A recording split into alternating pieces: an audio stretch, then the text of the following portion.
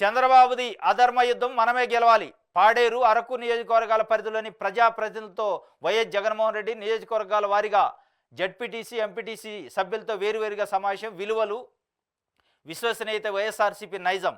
Party ప్రజాప్రతినిధులందరిది అదే మాట, అదే బాటాట. ఇది ఒక వార్తగా అంటే విశాఖపట్నంలో లోకల్ బాడీకి సంబంధించి ఎమ్మెల్సీ ఎన్నికలు ఉన్నాయి. బొత్స సత్యనారాయణని అభ్యర్థిగా ప్రకటించింది ఎమ్మెల్సీ అభ్యర్థిగా వైఎస్ఆర్సీపీ. చంద్రబాబుది అధర్మ యుద్ధం మనమే గెలవాలి. దాదాపు కొన్ని వందల ఓట్ల మెజార్టీ అక్కడ ఉంది వైఎస్ఆర్సీపీకి. అయినప్పటికీ తెలుగుదేశం పార్టీ క్యాండిడేట్ని పెట్టింది. అప్రజాస్వామ్యంగా గెలవాలని ప్రయత్నం చేస్తున్నట్టు ఆయన చెప్తున్నారు. ఏకాభిప్రాయంతోనే ఎమ్మెల్సీ అభ్యర్థిగా బొత్స ఎంపిక. 5 లక్షల నుంచి 10 లక్షలు ఇస్తామంటూ చంద్రబాబు ప్రలోభాలు పెడుతున్నారు. ఆ ప్రలోభాలకు లొంగకుండా మనస్ఫూర్తిగా సహకరించండి. ఎన్నెన్నో హామీలు ఇచ్చి అన్ని వర్గాల వారిని మోసం చేశారు.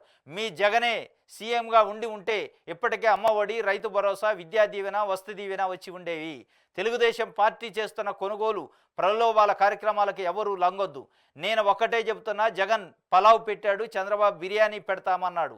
చంద్రబాబును నమ్మి ఓటేశారు, కానీ పలావ్ పోయింది, బిర్యానీ పోయింది. చివరకు పస్తు పడుకోవాల్సిన పరిస్థితి వచ్చింది. చంద్రబాబును నమ్ముకున్న ప్రజలైనా, నాయకులకైనా అంతే. మనం ప్రవర్తించే తీరు మార్గదర్శకంగా ఉండాలి. గొప్పగా ప్రజల్లో నిలబడేలా మీరు అడుగులు ముందుకు వేద్దాం. చంద్రబాబు చేస్తున్న ఈ అధర్మ యుద్ధంలో మనమే గెలవాలని వైఎస్ఆర్సీపీ అధ్యక్షుడు వైఎస్ జగన్ చెప్పిండు.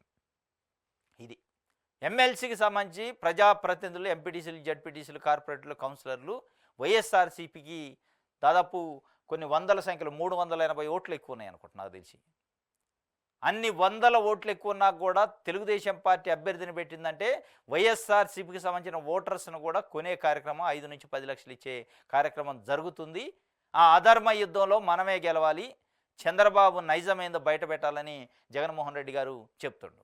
ఇదే పరిస్థితుల్లో ఒకవేళ తెలుగుదేశం పార్టీకే ఒక 300 400 మెజార్టీ ఉండి వైఎస్ఆర్సీపీ క్యాండిడేట్ని పెట్టుంటే, ఒకవేళ వైఎస్ఆర్సీపీ అధికారంలో ఉండి ఇదే తెలుగుదేశం పార్టీ నాయకులు కానీ, ఎల్లో పేపర్లు కానీ, ఎల్లో మీడియా ఏం చెప్పింది? ఇది ప్రజాస్వామ్యం ఎట్లా పెడతాడు జగన్మోహన్ రెడ్డి క్యాండిడేట్ని? వాళ్ళకి బలమే లేదు, తెలుగుదేశం పార్టీకి బలం ఉన్న దగ్గర ఎట్లా పెడతారు? మరి ఇప్పుడు చంద్రబాబు నాయుడు గారు చేస్తే ప్రజాస్వామ్యం, చంద్రబాబు నాయుడు గారు చేస్తే సంసారం, ఇంకొక వేరే వాళ్ళు చేస్తే వ్యభిచారం అన్న పద్ధతిలో ఇలా కొన్ని పేపర్లు, కొంతమంది నాయకులు మాట్లాడుతున్న పరిస్థితి.